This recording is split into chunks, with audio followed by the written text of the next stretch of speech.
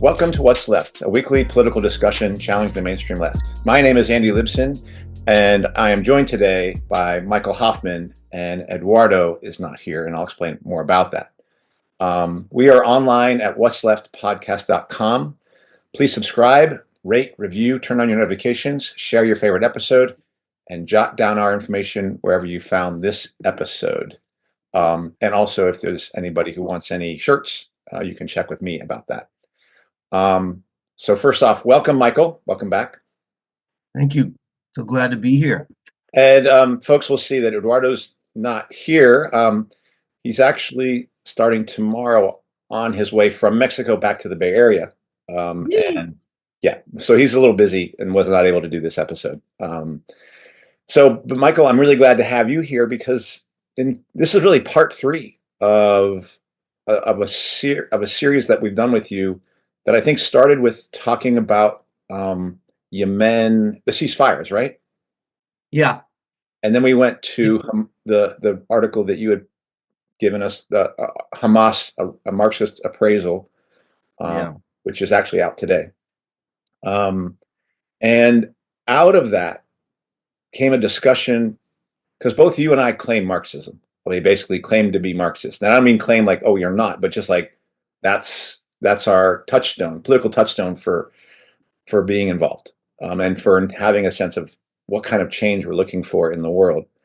And the person who wrote that article, A Marxist Appraisal, is also a Marxist. And he was making a Marxist appraisal of Hamas. And at the end of the episode, or near the back end of that episode, I kind of really expressed a problem with that kind of article.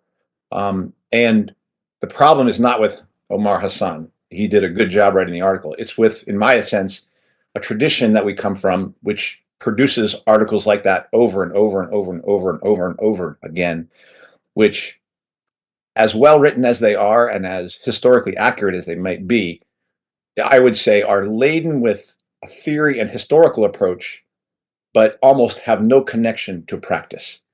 And that to me is a problem. So I said that was a problem. And so I kind of, after editing the episode, I contacted you and said, I think I want to actually try to make a Marxist appraisal of my situation here in relationship to political events and things like that, and see and do it the way I would write it, if you will, but I'm just going to record it with you. And I'm asking you today to kind of be the gadfly, who not a doubter, but a person who might have sincere questions about, what do you mean by that? Well, what about this? Particularly because you and I have had conversations like this, both in the ISO and after the ISO. And I'm always glad to be a gadfly. Right. But I also think as being honest and sincere with your actual questions, and not afraid to ask them, really, and I don't think you see of a person, like, any question that seems to come up for you, you don't think, oh, that's a dumb question. I think you just think that's a question, so I'm just going to go ahead and ask it, which I think is the right approach. Well, as teachers, there are no dumb questions. That's right. And students do not believe us when we say that, but we mean it. Yeah, because if you're really trying to figure things out, you really need to know what other people think. Questions we have to question each other. Yeah. If we're serious. Correct. And I believe in education, but I also believe in change. I believe that a revolution is necessary, and so questions are going to be a key feature of that. Yeah. So let me try to say what I'm going to do today. I think I'm going to talk about what I think are the global political questions that orient me, and then the global situation for revolutionary politics. And then I want to take it down into the local political, how those feed into the local. And local means literally Oakland, like here at my address, like where I live, and where I work. And then what that local means for me in terms of being a Marxist, attempting to put into practice and the connection, hopefully, between my ideas about what's going on and what I'm going to do right down here. How does that sound? Sounds great. Okay. So I've written. This is what I usually do for my things. See, I have a whiteboard. I write down a lot of things here, so people can kind of, if you can read it all quickly, folks, you can see what I'm going to talk about. Although I did write it in the wrong order, like I'll just say, sorry, this is just too much for people, but those are my first points. My first points are in orange right there, and I'm skipping a middle part right here because I did it in the wrong order. Yeah. I went global, local, global, local, but we're going to keep global and go local. So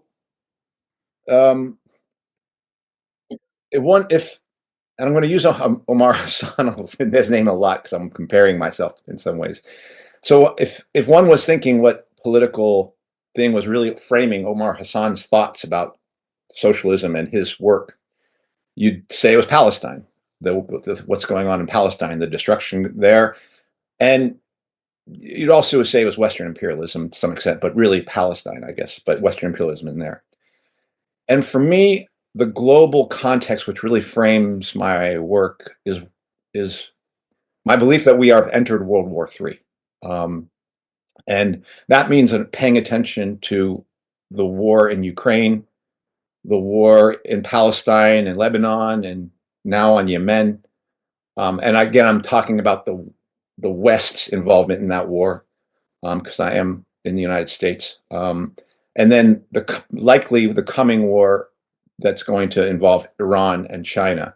And all of these I see as a single war, that is part of a single global war. And yeah, it could also include wars that are going on in Africa and fights there taking place, which we've have done some episodes on the new scramble for Africa. But why World War III? It's not, I'm not, of course, I'm concerned about World War III because of the body count, yes. But World War I and World War II, before they were a body count, they were an indication of deep crisis in capitalism.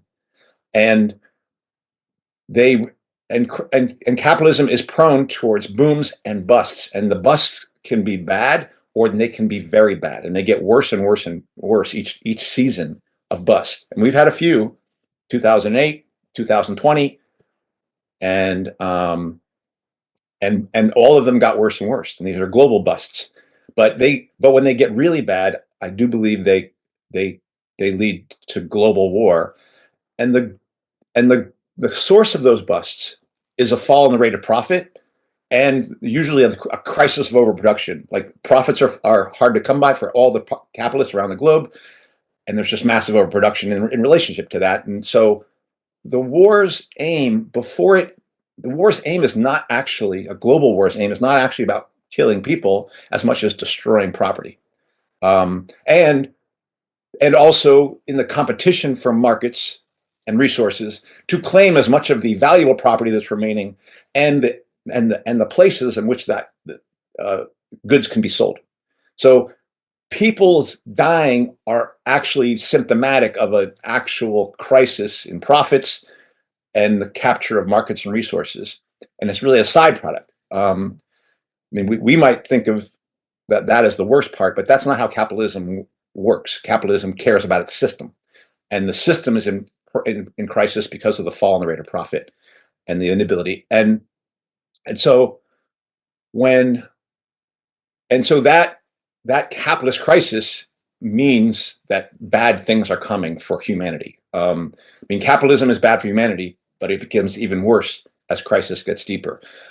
And I agree with Rosa Luxemburg on this. The possibility of revolution only exists because capitalism is prone to crisis. If capitalism wasn't prone to crisis, there's no reason to have a revolution. And even if you had a better idea, if the existing ideas are good enough, fuck it, we'll just deal with this, you know. And I agree with her on that. Like that the potential that it creates the necessity of revolution, and is the only basis for the possibility of revolution is the fact that these crises get deeper and deeper and get to the point where society will be just either overall destroyed, common ruin of contending classes, or there's some sort of revolutionary transformation. And so World War III, world wars are an important marker for, I think, for revolutionaries. I want to add one more thing to this, which is Trump's tariffs. And again, this just frames why I pay attention to these things. And like, there's lots of things going on in the world, but this is the one that's got my mind. And Trump's tariffs are very interesting to me. I went back and looked at well, what was Britain doing in 1930s? You know, because they were the big power in 1930s. Britain in 1920s was a free 1910s and 1920s was a free trade advocate. They were a free trade advocate around the globe. And what did they do in 1932? They did the first tariffs on everyone. It was called, let me see if I can get the name of it. It was called the Import Duties Act of 1932. And basically, Britain was finding that it was falling behind, and was worried about the United States. Actually, that was his biggest competitor, was the United States. And so they were like, "All right, everyone's getting a 10% tariff except for our colonies. Any one of our colonies, they're good." Later, they did it on colonies too. And in fact, right after they did their 10% tariffs, the tariffs they did went up, and then of course everyone started tariffing each other around there. That became the signal to all the big powers that it's tariff time. And as we know, many people talk about, if anybody who's heard about World War II, one of the lead ups they talk to World War II is the trade war and the tariff wars that were coming, that were a precursor to that global war. Similarly, in World War I, and this is something Rosa Luxemburg writes about in Reform or Revolution, people thought of tariffs as just economic competition. She goes, no, these are precursors to war. And even though many socialists did not think war was ever going to happen again because of hyper-imperialism and it was too expensive to have these global wars, she was like, nah, we're going to have wars again. And I know because I see these tariffs being put on each other prior, and this was in 1902, maybe 12 years before World War One. So for me, I keep seeing more and more evidence of what's coming. And what people call Trump's tariffs, which is not, they're US tariffs, are another indication of that. Um, and and it and also during global war, the slogan of turning imperialist war into abroad into civil war at home is really a watchword for me. It's always in my mind as to what the task of revolutionaries are. So I'll start with that in terms of that. Like, I think Omar Hassan framed it around Palestine.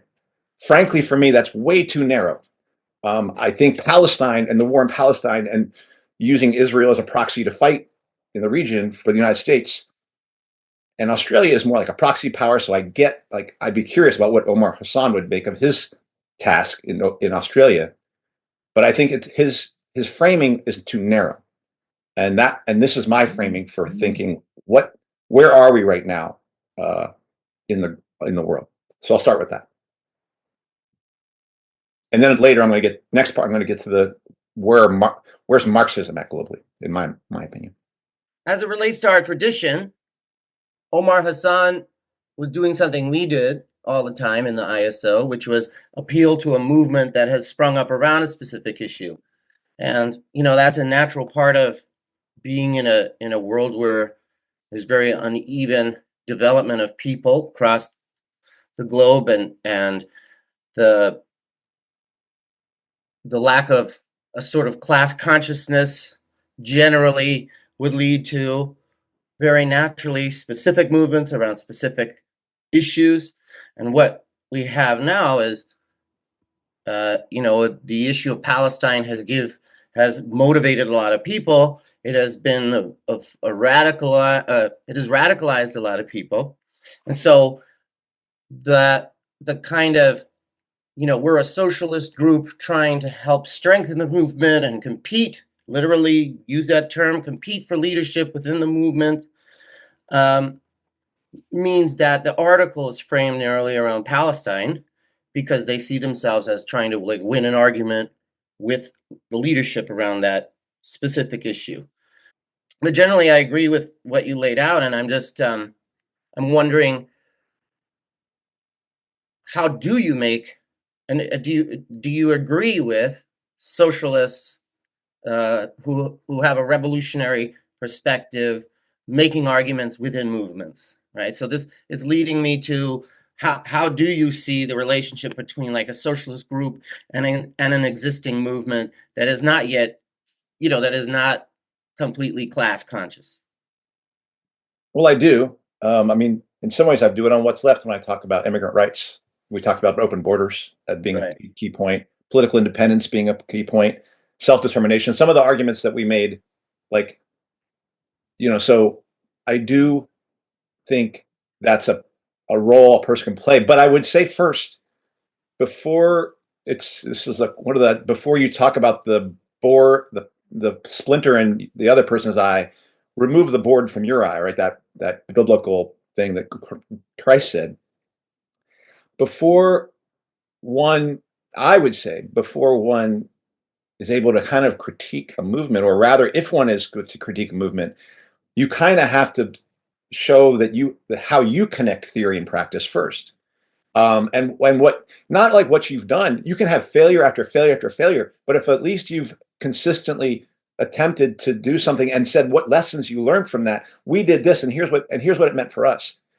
If you're not doing that Yeah. as a revolutionary, then we're going to get to actually the Duncan Hallis quote that I want to talk to that goes into Marxism actually touches exactly on that question of program, but also on the idea, and it's in the quote, like, look, folks, we're not just here teaching everyone. Like, we have some things to learn.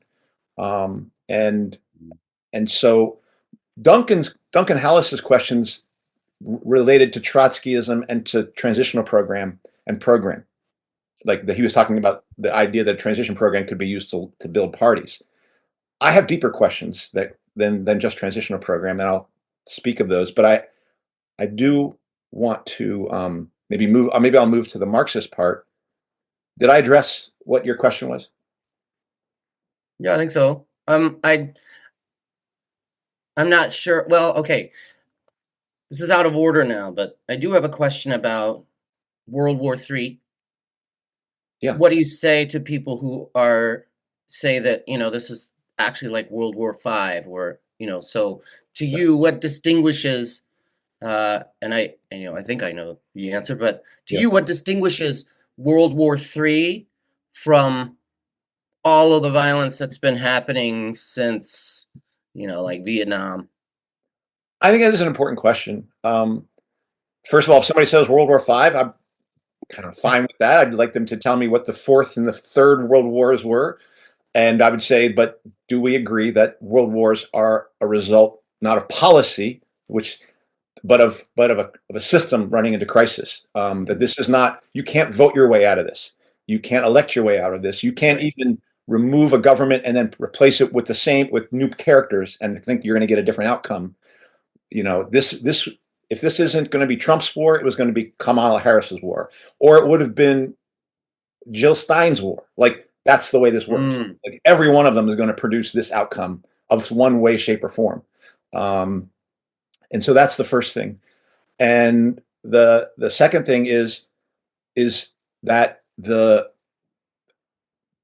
capitalism is a violent system all the time, but it's violent in the busts, in the booms, but it's more violent and more dangerous in the busts. And that's just a global body count at that point. That's one of the ways you read it, and the level of destruction that they have to do of capital. So they're constantly destroying capital. They're also constantly creating capital out of labor of workers, a hmm big part of it, as well as the dead labor of other machines. But they, they during deep crises, and when the crisis gets bad enough, and there is a rhythm to those crises under capitalism, if that person believes it's World War V, I'd be curious if they agree with that rhythm. I would say there is, and for me, I'd say we're at a very dangerous part of that rhythm where, like, in my opinion, like, do I know that this is going to lead to the use of nuclear bombs? No, I don't. I suspect it will, and I have a difficult time seeing how the back end of this crisis. Like, I don't see if it goes where World War II went and World War I went, which is every every imperialist power straining itself to the fullest to win, then and to not lose, I don't see how we exit this, because someone's going to win and someone's going to lose. I don't see how we exit this without massive launch of nuclear weapons by the loser, or the powers that feel themselves losing and have no option but to make one last ditch effort. So that to me, this one feels like the last one. I don't feel like, if that person would agree that we're World War V, I'd say, do you think there's going to be World War VI? Because it doesn't seem that way to me, and I'd be curious about that. So that'd be my answer. Can you speak also to the continuity of the tariff war and how, um, like Trump's election made a sort of high profile escalation, but it was happening before? Yeah, Like, to what degree do you think Trump's election and his current policy represents like a any kind of jump or escalation? well, but Biden had done a bunch of tariffs. He Right. had the level of tariffs that he had maintained Trump's tariffs, and I think he had added some in the case of China and things like that. But the biggest tip off to me that there is a continuity of agenda is the response to the Democrats. They haven't been like, saying, "Oh my God," da, da, da, da, da. But they've been sort of passively critical of this approach.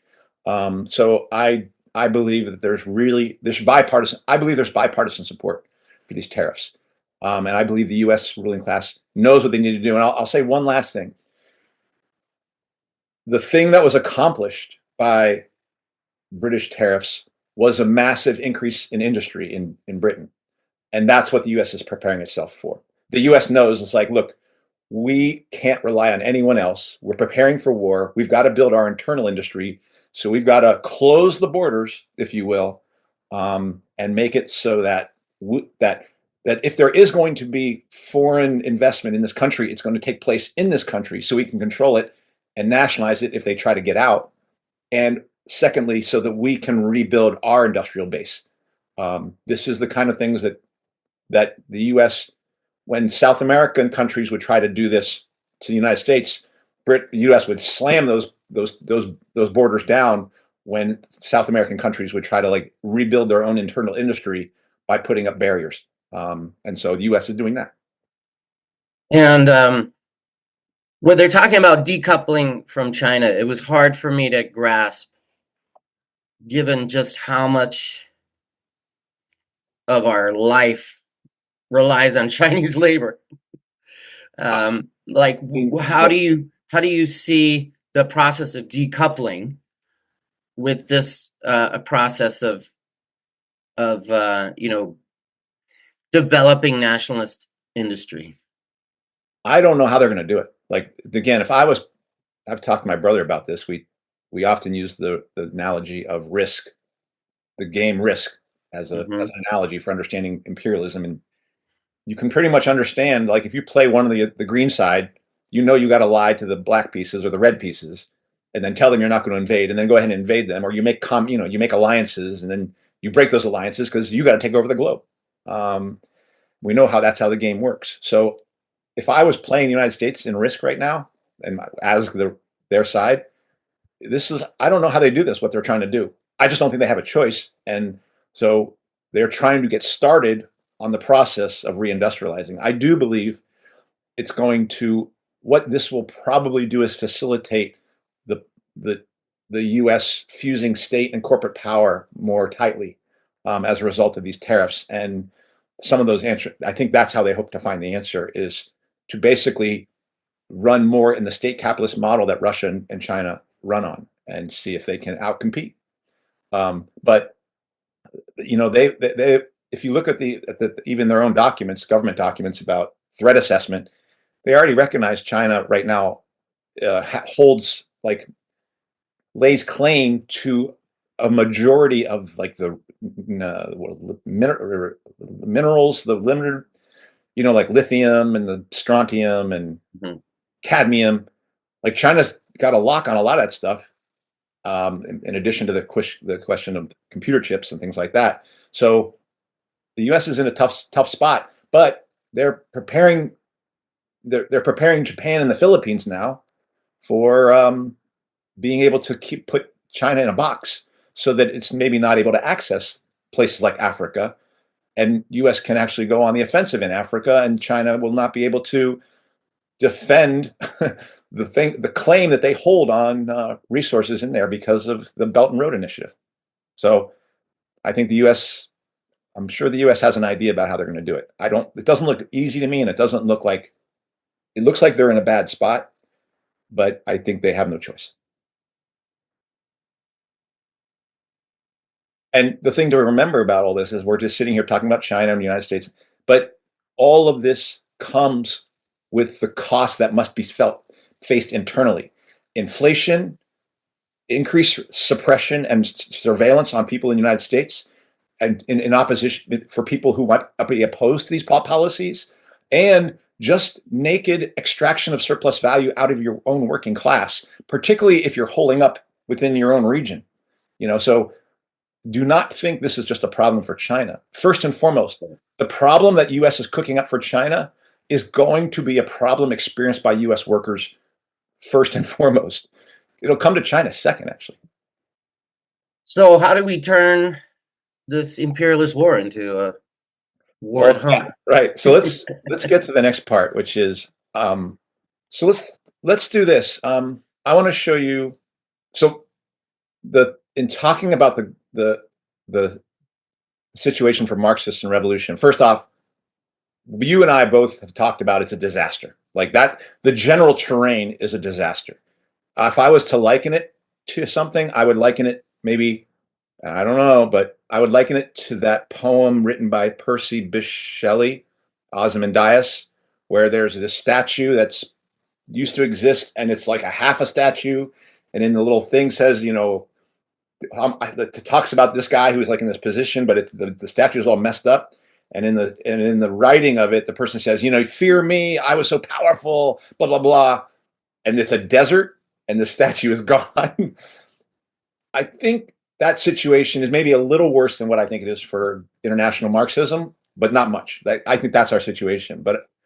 And so that's going to frame what I'm doing, kind of thing. So let me go into more detail using Duncan Hollis's critique or discussion about the state of Marxism. So he wrote a thing. I don't want to lose this. Okay, no, I'll get. He wrote something called "Towards a Revolutionary Socialist Party" back in 1971. He was in the Socialist Workers' Party, which you and I were connected to through the International Socialist Organization, and he was a revolutionary in the 70s. And Brian has talked a lot about a quote that comes from here, but I'm going to quote from it and other parts around it to compare and contrast what I think is going on and where we're at. So there's a section of it that talks about the vanguard, a vanguard party and a vanguard. And a lot of people have talked about Vanguard Party as elitist and Vanguard as elitist.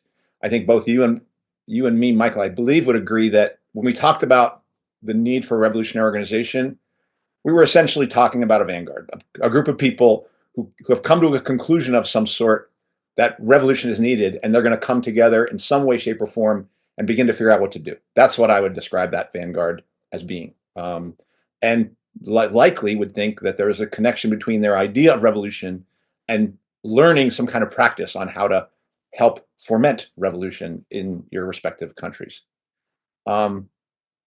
So here's what he says. A vanguard implies a main body marching in roughly the same direction and imbued with some sort of common outlook and shared aspiration. And mind you, he's writing at this time to talk about what's the situation for the British working class and for British revolutionaries in 1971. So this is how he describes it.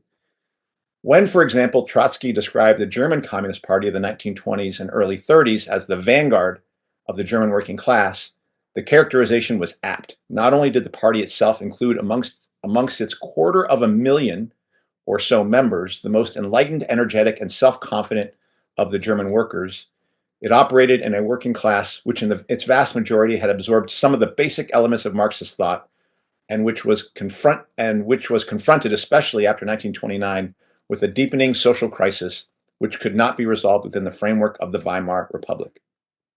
In that situation, the actions of the party were of decisive importance. What it did or failed to do influenced whole subsequent courses of European and world history. The sharp polemics about the details of tactics, history, and theory, which were the staple output of the oppositional communist groups of the period, were entirely justified and necessary. In the given circumstances, the vanguard was decisive. In Trotsky's striking metaphor, switching the points could change the direction of the whole heavy train of the German workers' movement. And now he's going to take up the question, like use that train metaphor to talk about that was the 1920s and 1930s when these arguments, the connection between theory and practice, I would say, could decide whether, and getting that right or wrong, could decide whether your heavy train went towards revolution or whether it went towards disaster or failure. Today, and he's talking about 1971, the circumstances are quite different. There is no train. A new generation of capable and energetic workers exist, but they are no longer part of a cohesive movement, and they no longer work in a milieu where basic Marxist ideas are widespread. We are back at our starting point.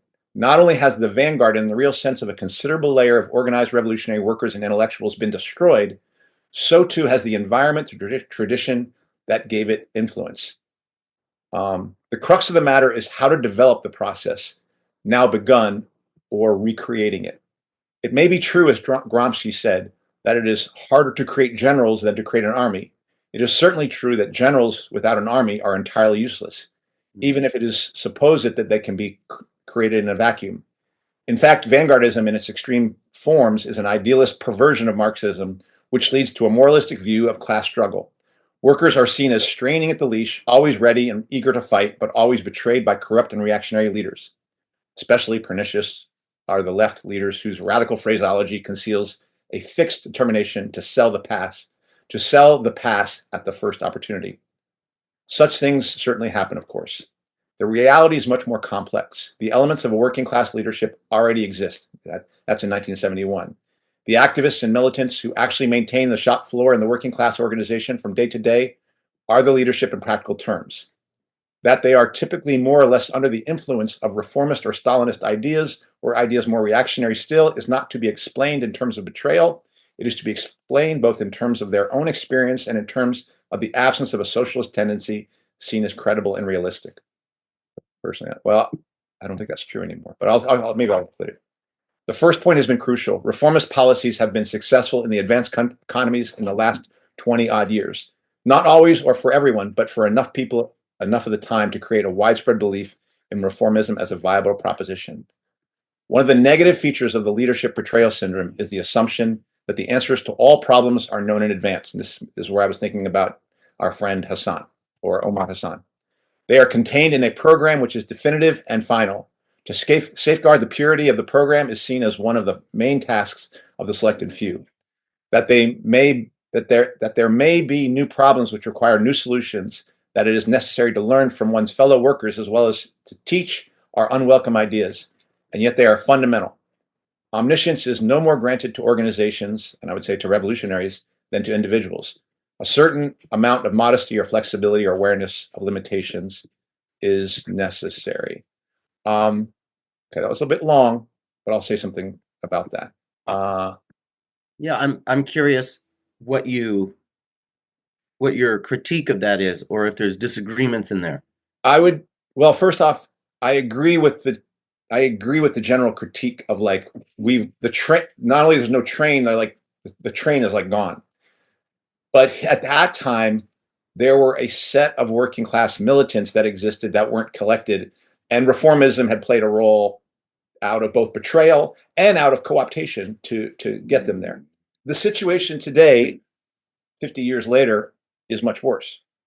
I don't think that there's a section of working class militants that exist, even with the notion of the class of itself, not necessarily for itself. I think that is largely, almost completely gone. So not only are there no generals? Because you can't produce any generals when there's no class struggle. And generals are people who learn to lead struggle in the context of leading struggle. But there's no army. It's a routed army. It's like everyone's taking their uniforms off and is head for the hills. I mean that. So not only has the train been destroyed, the tracks have been uprooted. There's nothing there, and that's so. I would just say that's fine. He was making a fine description of what was happening then. I would say it's worse now, and I would say that it's okay in the context of the 1970s to talk about how reformism has co-opted people, but that's not what like people have been getting smashed and smashed and smashed. We've had several cycles of crisis. The revolutionary left has betrayed the working class. It's betrayed it, you know, time and time again. And COVID was only the recent experience of that, but not the only one. And has betrayed its cause of fighting for revolution rather than tailing reformists. But the real thing for the working class is that there is no alternative. Like no one believes there's an alternative to what exists, revolutionary or anything. Like basically, you get Trump or Kamala Harris. Like that's it. Like and you get to choose between those. And people who chose Trump are not psyched about Trump necessarily, but that's it. And people who chose Harris aren't psyched about Harris, but that's it. And both of those sides have to act like it's the end of the history if they don't get their people, because there is no alternative. And so that's a very difficult situation. I'm not. I'm going to call it. It's we haven't ever experienced this. Duncan Hallis didn't experience this. I don't think Lenin experienced this. I don't think Gramsci experienced this. We are in a new situation, and so for me, so that's let me stop there because then I'm about to get to local, um, because that's what I would describe as the situation we face. Um, and I'll say this: his question was about program. My question goes deeper. My question is about Marxism. My question is, what is it? I think there's so much of Marx and Marxism that still helps orient me. I talked about global war, like my whole way of looking at it is framed around Marxism. And yet, those of us who followed in these footsteps and tried to walk the path of Marxism have not only been ourselves led astray, but have led astray the working class time and time again, and have found our train run off the tracks over and over and over again. It causes me to wonder, what are there deeper questions? Are there deeper problems in Marxism that I'm not aware of that have led us to this impasse where the situation that Duncan Hallis was organizing Marxists to attend to in 1971, 50 years later, we find the situation much worse. So the Marxists who did try to grapple with this failed again, just like the Marxists who tried to make revolution in 1917 failed in their goal to foment global revolution, because that was the goal. They failed. They did a good for you, Russia, but at some point in time that we can argue about, things went astray. And I say the same thing about the Black Panther Party. As inspirational as they are, their goal was global revolution. Where are we now? Failed. Okay. Does that mean I don't think any about Marxism? No. I just say we have a long history of failing to reach the actual goal that we are organizing around, and even to accomplish the short-term goal of rebuilding the train. Right? Not only did the train not get built, the tracks got uprooted. The entire working class, I would say, is like almost fucking. The Will you? working class isn't gone, but the leadership is. So the leadership that he was speaking to of the shop stewards and things like that. So my questions go deeper. That's what I would say. It's not program, and Mhm. and that informs, as you will probably hear, Michael, the investigation, like our study group, that informs my investigation that I'm doing as I proceed. Well, I'm reminded of my my contact with real scientists, which was during my education. one of my advisors was a somewhat well-known experimentalist, and one of the things that I remember it frustrating me that when I worked with him, his name was Roger Bland, beautiful man, wonderful guy. But one of the things that always frustrated me at first is that he he he didn't when he approached some new problem, he didn't start actually by reading a whole bunch of stuff. He started by just trying to understand it at the most fundamental level. Yep. And he would never just take someone's device for measuring something. He would start from the most fundamental level and work towards a design of his own. Right. And so one of the things that has become more relevant to me Mm-hmm. in this situation, because I agree this is a very different situation than any of the revolutionaries we mostly read and consult were facing. They used to have, I just like keep thinking of that the quote from Trotsky's biography where him and his comrades went handed out leaflets for a socialist meeting, and then like 100 workers showed up. You know, when like the working class was an even smaller section of society. I mean, it's just we can't start with like carrying over a whole complex machinery for organizing and without essentially being able to reconstruct it from basic elements. And to me, the only thing that really matters about Marxism is just the method that integrates sociology. It really is economics, sociology, physical restraints. It basically tries to integrate all the information we have from history, from current events, from economic dynamics. You're basically trying to integrate all that information into an understanding of the world. And some of the frameworks that are initially put forward were clumsy, right? Like, Can I pause you there for well, a actually, that's a diversion. Sorry. no, you're but remember, yes, integrating for the understanding of the world, that was then checked. That understanding is checked with real practice. Right. See if these things are kind of connected, how they're connected. Like I would Right. imagine Professor Bland would be like pretty insistent that the experimental observations are the actual reality that are used to shape. Your images of things can change, but the observations are set. I mean, you can always critique how you arrived at those observations, but that is what bounds everything. And I think that's what Right. I feel like I have to keep saying that because I feel like that's been that connection between what we do versus what we think has been severed, and actually based like Marxism in terms of being historical materialists would actually emphasize do as base things and think as superstructure. You know, it's not chicken Yeah. or egg. What you do is actually more important than what you think, and drives it actually. It has to be dynamically related. Those things have to be dynamically related. Right. And And so, yeah. one is rules over the other. Doing rules over thinking. Reality rules over the infrastructure that Mhm. deals with that reality kind of thing, the thoughts and things like that, the ideas of that. Right. That's Marxism. I'm not saying that's true, but that's Marxism.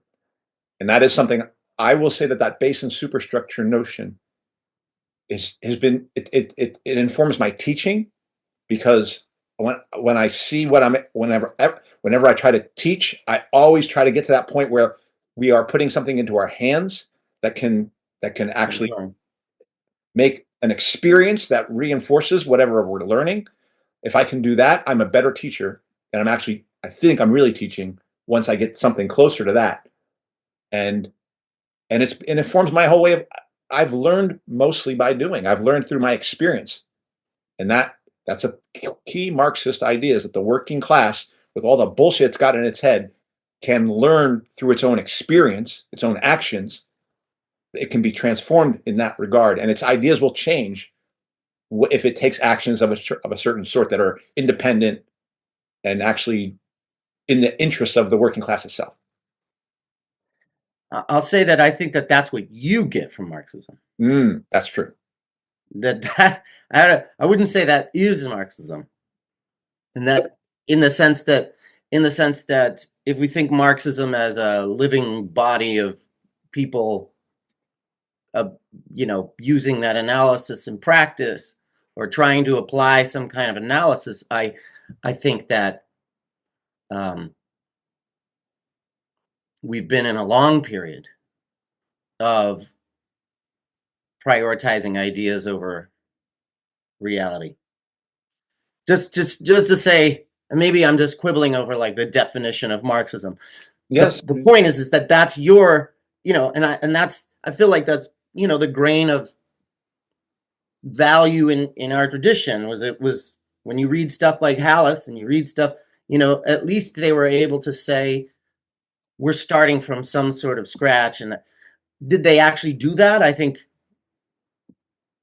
we can point to places where they didn't, but at least we're looking at Marxism just as a method for essentially influencing events, right? And understanding and influencing events in the context of capitalism with the imagination, with the idea that we can actually have a socialist system, right? That we can actually be liberated, right? The thing that we bring is an imagination of the things being different, right? I mean, that there is no alternative. It's true. And I often think of it as imagination. Like people can't even imagine.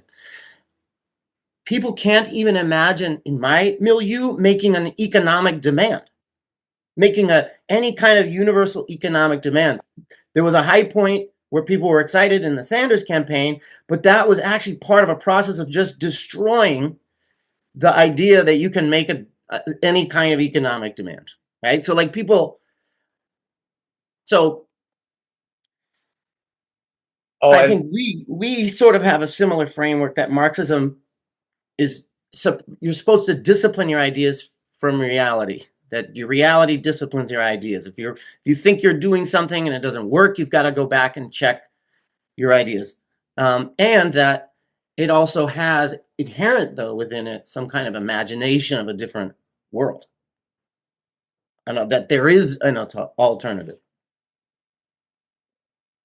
I would say that my understanding, and this is not important, I don't think so, Okay, or yeah, to yeah. the proper about Marxism or not, but my understanding of Marxism is they would have described those imaginers, the Fouriers, the Owens, as socialists, but the idealists, and they were trying to see if the process, the possibility of revolution, could be brought into the real world in the same way that chemistry was and things like that, or science, and so that those parts I'm I'm influenced by, but I think and you and I both know Brian Belknap. I think that's a big piece of something that he's influenced me on in terms of the connection between deeds and thoughts.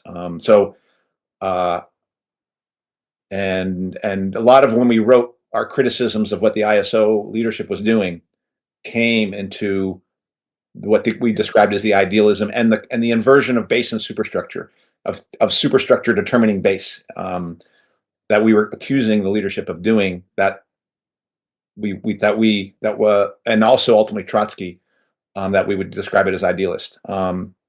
So these are not an important point, but I just want to I want to give credit where credit is due.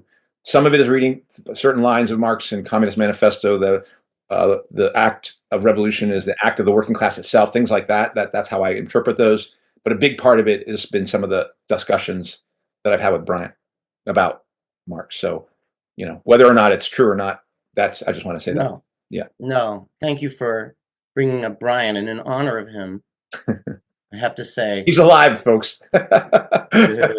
sorry. See, okay. Go ahead. Go ahead though. We could Finish. call him up. Maybe he could join us right now. Well, No, maybe and if he for did, if he joined us right now, he would say, "In the beginning was the deed." correct. That's Right. my Brian impression. Yep. Hey, so this is related then, because there was a thing that you read. There was a part of the Hallis quote where it talks about reformism has been somewhat successful, and I think about that a lot. And one of the things that, if you think about the vanguard from the other side, what's the bourgeoisie's vanguard? It doesn't have to be, and maybe that's, there's problems with that, but the other way it's framed is like the professional managerial class. There's ideas in that are relevant, which is how many people are basically constantly reinforcing capitalism as a system. And now there's even more diverse ways, I feel, that like late stage capitalism has these very elaborate ways of exploring discontent and then bringing it back to capitalism, right? So there is a material question to me related to dominant ideas. Has capitalism been successful enough to essentially continue to get enough people to buy into it, and that has been part of the process of uprooting the tracks, right? Derailing of destroying the train, right? So if discontent under capitalism can produce, some rebellion, some opposition to it, the success of capitalism definitely produces a layer of stalwarts that are not even necessarily, they may feel they're materially benefiting from it, even if it's not true, right? So like people living on credit cards and having an okay life, why Well, would so that's a question I have to I'm asking is, did you agree essentially with I think that section? Because I think you said you disagreed with it. I do disagree with that, and I disagree with it Yeah. only because things have changed. I can't assess it in terms of the 1970s. I think it probably was more true in the 70s because I think, you're talking about the boom, so-called boom, that workers in the United States experienced, probably in Britain, post World War II, that when they did have strikes, they fucking got what they wanted in days, and you had the American dream was born out of the 1940s and 50s and even 60s, and then you could see that there clearly was a problem because then you're going to have the civil rights movement and the anti-war movement and the women's rights movement and even rights for people with uh, Disability. disabilities, Yeah. and gay rights. All those sorts of movements start to appear right out of that so-called, heyday. The But I post-war want to boom. take up question, yeah, of the boom, Yeah. and take up the question of vanguard. First of all, I don't believe that the capitalists need a vanguard. They have the institutions. Like Right. they have us teachers to operate as their vanguard. They have the cops. They have the prisons. They have the bosses. They have the managers. They have the trade union apparatus. They have they got the media operates as a web of control. The vanguard. I think the reason that word might be meaningful is it assumes a group of people collecting in that environment and saying we're going a different direction, we're going a different way, and I think it implies a people prepared to make a break. And so the situation that Duncan Hollis can lay claim to in 1971 is that, yeah, they were able to deliver some reforms, but by 1980, 1990, 2000, 2010, 2020, I do think that you can't say this. Duncan Hollis writing in 2020 could not say that same thing. He would have to admit that, oh my God, they're not delivering on shit. Like people even talked about how the conditions, the divisions between the richest wage earners and the lowest, or versus the bosses and the low and regular working people, was bigger than it had ever been in history. And then when you look at the transfer of wealth that happened during the 2020, and almost the complete non-response, and in fact, the left absorbing it and saying, "Yeah, do it, do it." You, Yeah. you're Close the talking, schools. yeah, you're talking about the vanguard dispersed and went into the blob. That's what happened. And so Duncan Hollis has to answer the question, in my opinion, now from the grave, if you will, if that's what the task was for the Marxists when things were bad, what do you say about the fact that that their vanguard could like just disappeared, and now workers themselves are even further behind in their heads where you said they were before, and there isn't even a set of shop stewards around who think of themselves as doing for the class and da da da da. That that what do you say now? Like, do you blame that on capitalism? Do you not lay claim? Do you not say that there's something about those of us who knew the task ahead of us for the last 50 years and have completely failed at it? Does that not raise a question for you about Marxism? Like it does for me. It does. Yeah. Like I mean, that level of failure, it says, wait, what's going on in our tradition? I mean, fallen rate of profits, the notion that the working class, the revolutionary class, I'm still down with most of those things. Imperialism that Lenin wrote about. Frankly, I don't think that thing is over. That thing explains what's happening in front of me. But I'm stuck with this failure, this deep failure we've experienced and been and have led as the people who said we were going to be part of a vanguard building an alternative. I'm like, what the fuck is wrong with Marxists and anarchists and revolutionaries? I mean, what's wrong with us? And so, but then I have to say, is there something in Yeah. our theory? So, Right. So let me bring in a different perspective from a different tradition, which is some people would point to um, the rising living conditions within China as an actual gain, right? So you can point you. So I guess there's a difference between you know like politicians saying they're going to deliver some reform, and because I agree that basically there's been nothing in that realm, but people making money, people's living standards rising I would is agree. Like, and I would agree. is a is a material gain, That's why right? So you also, so things like COVID, you saw a massive divide, but now there's more millionaires, right? You saw the gap, right? But we have more millionaires, yeah, more but billionaires, right, but right? that's a So minority. And so the it's thing, a minority, but still, like that's progress for them. yeah, but Yeah, Duncan Hollis is talking about what's happening to workers, and I want to bring the China thing.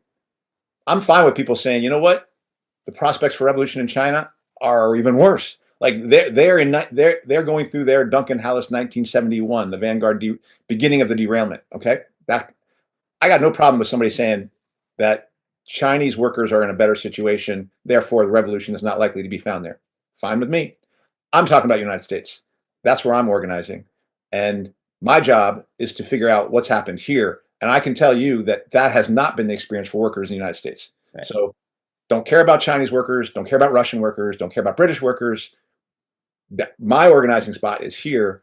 And I feel pretty confident saying our shit's been wrecked. And yet the Vanguard has not been able to do anything to assemble a core of people out of that who are prepared to deal with the degree to which our stuff has been wrecked. So why? Because if it happens here, if it happens with Marxism here, it's going to happen in Marxism everywhere. China will face the same task. Chinese Marxists will face the same task there. And what if there is something in Marxism that's fucked up, that can't get this stuff right, then it's better that we figure it out. So if when the Chinese Marxists need to rally there and build their vanguard again, and maybe they won't make the same mistakes that we did between 1970 and 2025. I'm trying. Do you want me to play Maoist Stalinist devil's advocate? No, no, no. That's because I mean, there's Because a I, because I could, we could well, go, but maybe that's not. maybe it is relevant. I don't know, but like I'll just say, Maoists say, no, you're misunderstanding. The revolution is alive in China, and that's how the revolution has been able to survive because they basically, they kicked the capitalists out and implemented a socialist regime, and that's where the revolution is alive. And I mean, so I mean, people would completely disagree, and maybe I have a question. Maybe if I take them seriously, I'm like, okay, maybe. But people would even disagree with this idea that there needs to be some new Marxists in China, right. right? And maybe that's not the direction you wanted to go. I'm just All I can say is that would be a we can edit that out if no, no, whatever. no. But Keep it. But all I'll say is I think Duncan Hallis's. I would go back to Duncan Hallis's quote where he talks about these left idealists who talk about, the working class is ready for this, and who talk about these things and such wonderful things, but are really just selling the working class out with their wonderful proclamations of what's possible if we just get rid of the leading portrayers. I would equate that analysis of China and the Chinese working class and their situation as actually being some version of socialism, as some version of just people, revolutionaries, in my opinion, who've actually given up on the idea of revolution and who are basically saying, well, that's the best you can do, so let's call that socialism. But that's neither here nor there. That they are, in my opinion, just like you and I are part of the Trotskyist wreckage. They're part of the Maoists and Stalinists, and I would now even claim anarchist wreckage that has put us in a situation where none of us have anything we can lay claim to. If you want, if some Maoist in the United States wants to look over in China and be like, look what they're doing over there, while looking at our situation here, which is where we're supposed to be organizing, and not taking stock of the fact that we're fucked, I don't know what to tell you. okay, Go write good answer. I go mean, for go me. write an article with Omar Hassan about what should be happening in Palestine. um, so in terms of problems with Marxism, what do you feel like Well, let an me take update? Oh, you had yeah. another. I'm Okay, gonna sorry. so I'll transition there because You go ahead and lead it. right. I So could keep asking you questions, but no, so if I there's a know that pause, I'm already. gonna just yeah. So I think the best I was thinking I would take it in from since I went from global politics and the situation for Marxists, and I thought I was going to go from local politics, but I think it makes most sense actually to say that so given the global situation, there's an urgency for me, and yet the urgency and the material at hand to do anything with is like wait, so like there's a massive gulf between those two things. And and and I can't skip steps here. I can't skip the fact that I have to go I feel the need to go wandering on my own journey assessing whether Marxism has these problems.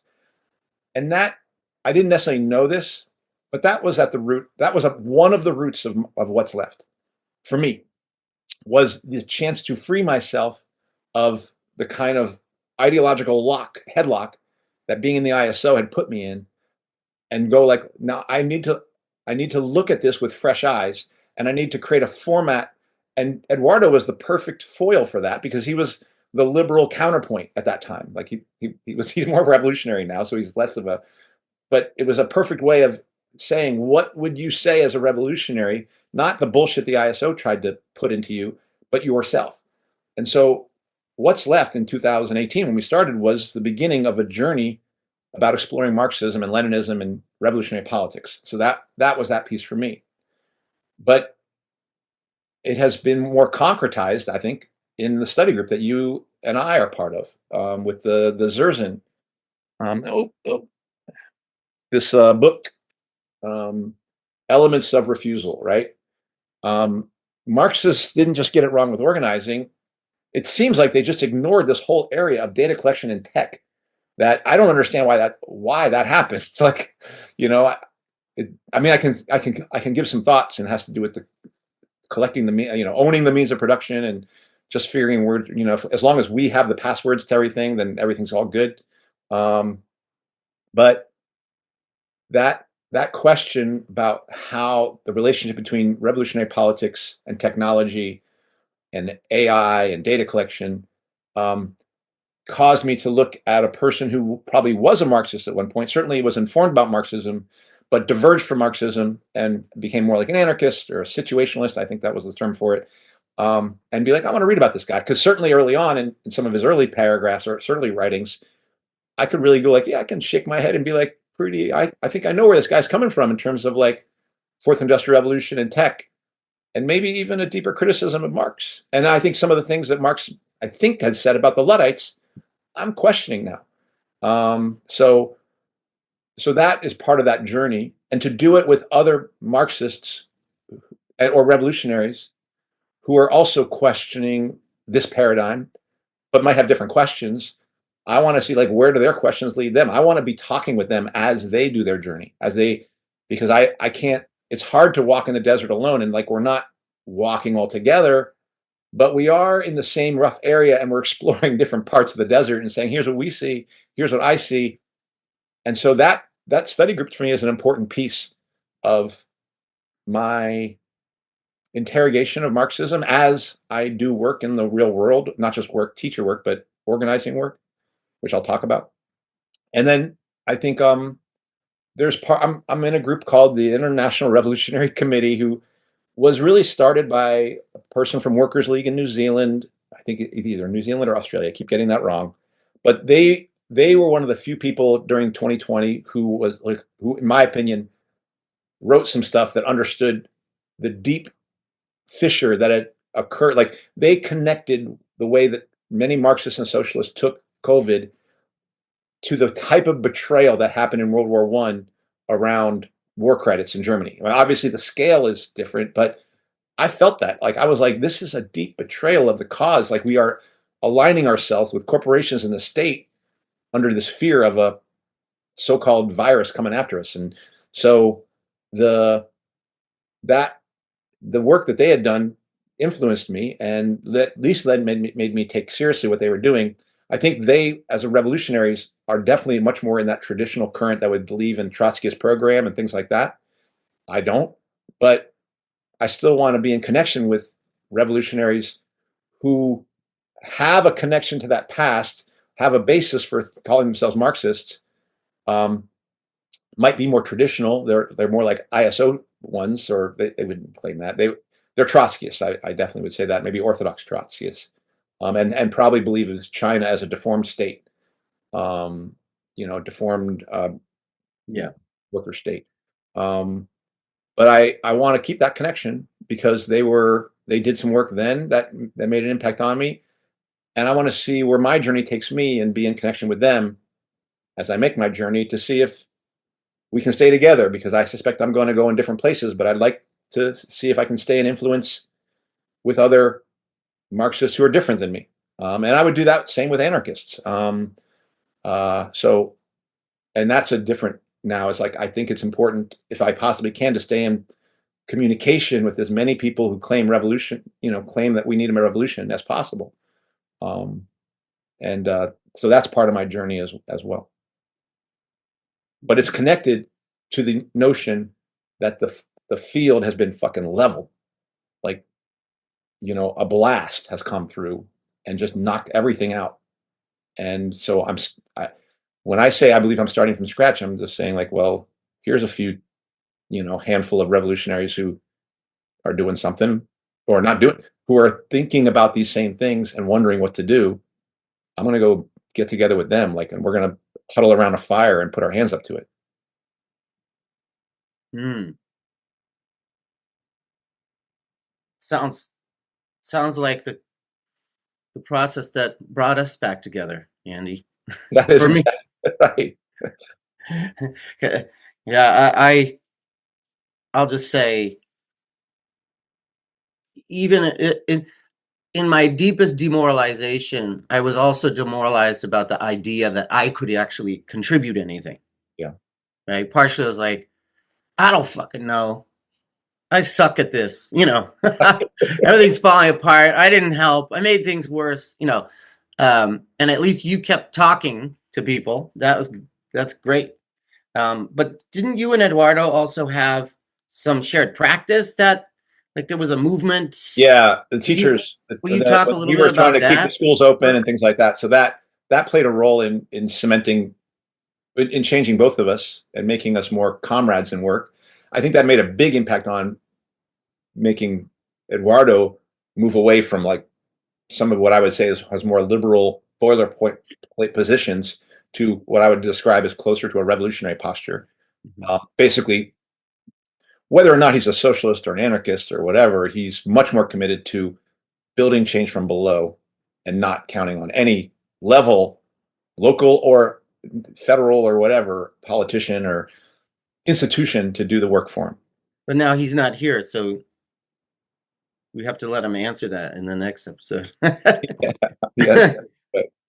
Um, and so I would say that's what my current journey is in light of that perspective about the global situation. And it's really important to, even if though I see this global situation and it feels very pressing, it's very important for me to constantly remember you have nothing around you. You have nothing around you. Do not confuse the level of the crisis for the level of the opportunities. Like your opportunities are Right. small and barely anything. So keep your sights small. Do not confuse the tidal wave coming for you with the thimble that you have in your hand. That remember, you have a thimble in your hand. You have a thimble in your hand, and that is an important approach. Because otherwise, I feel like the level of crisis would just make me like a chicken with a head cut off, and I just would have nothing to offer. That's my concern. Like because it would be like Cassandra in Troy, basically. Well, here comes the Trojans, dude, you are cursed to always not be listened to. So just deal with that.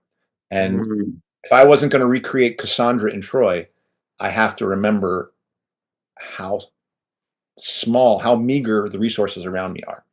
And you know what I mean? I mean, me, Eduardo, you, uh, Now, I, I want Bo. to I want to go a little further back then, because I feel like that error of mistaking crises for opportunities was something that drove a lot of what I saw as the um, dysfunction in the ISO. Oh yeah, and not just crazy. Let's put a label to it. I think it's the source of opportunism, like a deep source of Mhm. opportunism. The notion, oh, I'll just make this compromise and then I'll get bigger and then I can start become a revolutionary. That's a big mistake. So, what aspect of your work in the ISO did you feel was actually worthwhile? Was like was obviously the thing that you were ultimately building had a big problem at the top. I mean, not just at the top. Yeah, I I mean, think and this about it. part of what we're exploring is what was the problem in its theory, but also we understand there was a layer that got threatened by developing cadre, and then Yeah. you know, so but what aspects of it do you feel like were productive at the Ultimately, time? Yeah. ultimately, all of it, because I think I think it's going to shape what I would say we shouldn't do, but I think it's given me a basis for possibly saying what we should do, and it's given me a cohort of people to identify who I could trust about assessing that. I would not have that otherwise. And to even know that the science that I was doing in X-ray crystallography could have, which I believed in that process, that that of the work I did in science, could have a corollary in in the work of trying to change the world. Because I as much as and I know that you want to do an episode about science, and as much as I'm fucking upset with capitalist science, I have to say it still very much shapes my outlook. I don't have another way of thinking about this outside of some of those basic elements of the scientific method. Um, and but I was just, so um, and understanding that some of that is just faith. Some of that is like Christian faith, almost like the way that Christians have faith in the blood of Christ. I have some faith in science. I have some faith in the working class. There are some things that I just put in the faith cabinet that are just like I can't prove it because it's been, yes, there's some history you can read about, but frankly, my own situation has been absolutely horrible. Not, horrible enough that I probably at this point should have now been thinking that must have been a bunch of lies they were feeding me before. But I don't do that. I do hold on to a faith about the working class that I do think is, yes, rooted in some reality, but mostly it's rooted in faith. Well, because okay, this is getting back to an important point, which is Marxism. My understanding of what Marx contributed, aside from kind of collecting a lot of uh, a lot of theories, synthesizing them, looking at actual practice. Um, so like there's the general Marxist method, but then specifically what one of the contributions was the observation that the working class, as it is developed under capitalism, has both the there's a common material interest amongst working class people to overthrow capitalism. That there is ultimately a material reality Right. which makes that possible. Right. And I think one of the critiques Zerzan is bringing, which is which I think is a worthwhile thing to consider, is that um, isn't it also the case that the development of capitalism essentially made it much harder to organize rebellion, right? Yeah. It made people more dominated. I Um, yeah. and so that raises, the question of, to me, like, if we look at things scientifically, there's balance, you can see things as kind of like balancing force, like there's different forces involved. Yeah. And there is a way of looking at it where, like, of course our train got uprooted, the balance, basically the bourgeoisie was stronger. Yeah. And so they won. Yeah. Uh, Yeah.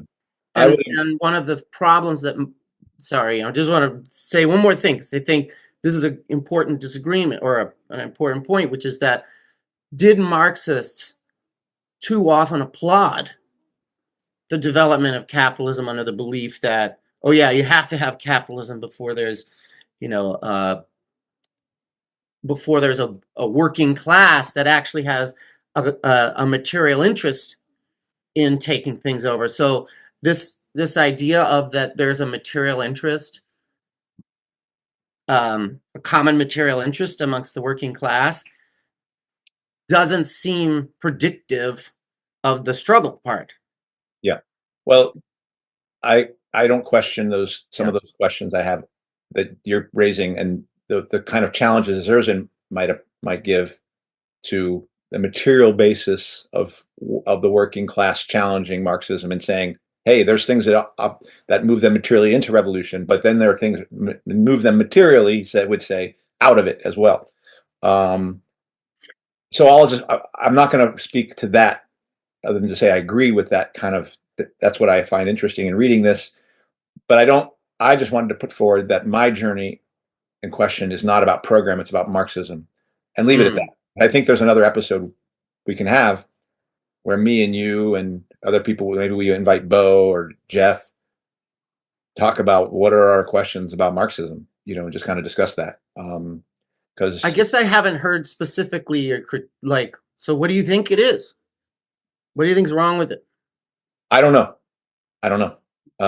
I think some of the things you mentioned there, like the notion about the progressive thing, might be there. That's one. The notion of the seizing of the means of production, that as I've understood that, there might be a problem there. And third, that the actual size of the working class will become ever and ever greater and ever a majority. Um, that could have been true, but I actually think now, given the development of dead capital as we are going to see escalating under AI and robotics, I can see a future where the formal working class is actually again, a minority, and that may, if that would then, under Marxism, make the working class no longer a revolutionary class, but one that would want to retain its benefits in relationship to what is largely a lumpen proletariat that's living at the base, then I think we got a different situation, because it was key under Marxism that the working class was a majority, that it was a ruling class that was a majority class at the same time. It was like most people were workers. Well, it looks like that worm might be turning, and that is worrisome for me as I think about the future and about that the prospects for the working class playing a revolutionary role may end when if it ever makes that transition from majority to minority. That brings it, I mean, that points back to the technology question, Yep. which is what does this rapidly advancing technology actually mean materially in the economy? And I think that Marx does take that up when he talks about alienation. But I Mhm. think it may be that that alienation is a feature that has to be really looked at much more as the means for the necessity of the revolution. But so anyway, I don't want to go too far into that, because I would like to finish up with the because I think what I'm saying at the end of the day is this sort of investigation, this sort of connection between global politics, global situation for the revolutionary project, what my local situation is, and then I want to finish up with that. Um, so the only other thing I'll say is, in addition to locally what I'm doing, and I mentioned the journey around Marxism and reconnecting, keeping revolutionaries connected, is, I would say, the work that I'm doing in my workplace, which was a failure over the last 21 to 22 years, being a union rep, or a building rep or a shop steward, in cementing anything or building any network of workers. That failed completely and was destroyed, and shown to be proven, um, a failure through the COVID adventure. Hello there. Um, and um, and now I think my work in my workplace is much less rooted in me doing something that we should be doing. Like, because as a building rep, I often felt necessary to find out what do we want to do so I can be part of leading that. I'm not doing that anymore. I'm doing like, what do I want? What do I want to fight here at the workplace? And I'll just do it and then see who joins. And that's a different kind of posture. And those things are really rooted around AI and tech and scripted curriculum and things like that. So, um, and also there was some organizing I did last year in relationship to colleagues being very unfairly treated, and there were other colleagues who felt that was wrong. I did try to play a role in, like, well, what are we going to do about it? Like, can we force the administration's hand to hire those people back by taking action, and like work action and things like that, um, which was not that successful, but it was rooted in my own. The difference was it wasn't. I didn't have to wait to see what do people want to do. I just went ahead and did what I wanted to do, and that is, I think, the right approach. And I think it would tell me that if I was in a unionized workplace, I would not run for shop steward. I would just do what I want to do, because again, we're talking about a desert, right? And so if there's a desert, you won't get a signal from the workers around you, and then you will be immobilized. So in the situation of a desert, then you just got to do what you think is right, and you got to see if it moves anyone, and people come with you. And if they don't, they don't. But you're just doing what you think is right. That is not a formula for changing the world, but it is the situation I find in my right now. And last, with things like Workers and Students for Choice that we launched several years ago, and how it connected me to this National Coalition for Health Integrity, continuing the notion of independent politics independent of the big political parties or even the small political parties ultimately, and a grassroots approach to things. I think it's that staying involved in those and essentially articulating the argument of, we can't trust the Republicans, we can't trust the Democrats. And I'm in both houses. Like, now NCHI is more somebody where they were former Democrats who now trust Republicans, and I find myself making Obama arguments about Trump with them. And okay, that's worth. I think that's worth doing. It may not be worth doing, but I want to do it because I want to see if it what produces any fruit. Um, um, and just to say a final point as it relates to the local political situation, even though my global framework is World War III, that doesn't inform my local politics. Local politics are around immigrant rights, around AI and surveillance and data collection, and like I said, around the political independence stuff. Like those are, and having a grassroots kind of approach. Those are really the things that I feel that are most pressing around me, um, at at work and in my community, which is largely defined around work, and of course the organizing I'm doing with the Workers and Students for Choice and NCHI, and also Brandy, watching Brandy work in ACORE, and talking with her. So it's it's kind of like it is what Duncan Hallis said about trying to learn lessons from others and trying not to think that I know everything, but I do believe I know that open borders is like a key point. Like that is going to have to, we are going to have to come to that unless we are going to get played over and over and over again around this divide. Now we know there's other divides as well, and you can see that it comes with like, are you with Hamas or against Hamas? You know, like they're going to try to pull that bullshit on us. Um, but those are what are the pressing political questions that I feel like I'm pushed up against, that are compelling me to take action at times or to do anything. And but again, it's very small ball. Um, but all of it at the end of the day is under the rubric, under this umbrella of global war, and and a developing storm and capitalist crisis that is going to create the necessity of revolution, whether or not we're ready when it, whether or not we can whether we can take advantage of that, if you will, or whatever how you want to describe that. I'm very pessimistic about that, but I'm just going to stay in my lane and try to do the best work I can in what you're describing right there, and what I would describe right now. And this is what I would want Omar Hassan to talk about. That's what I'm saying. Like a reflection on the actual practice, the actual lessons you're learning on the ground, and maybe, how that relates to the question of Right. Hamas. Right. Correct. Exactly. Like if you're going to do that, that's, Yeah. and I feel like we didn't do that enough. So I'd like to do this more, and maybe if this is helpful for you to hear, I'd definitely like to hear your thoughts about how you would put this stuff together, because you're in a lane where the question of Palestine comes in much more directly than for me in my environment. Um, and so I'd be curious how you put this stuff together. Yeah. I that would be useful for me. I also, I find these conversations very useful, as I always do talking to you, Andy.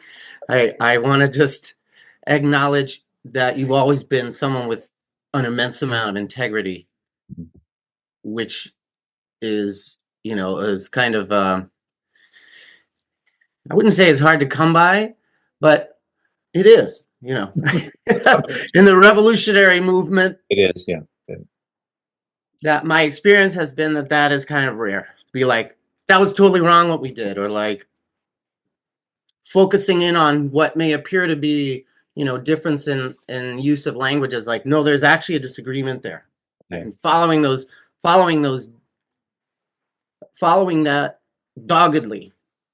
So that's been a contribution to me.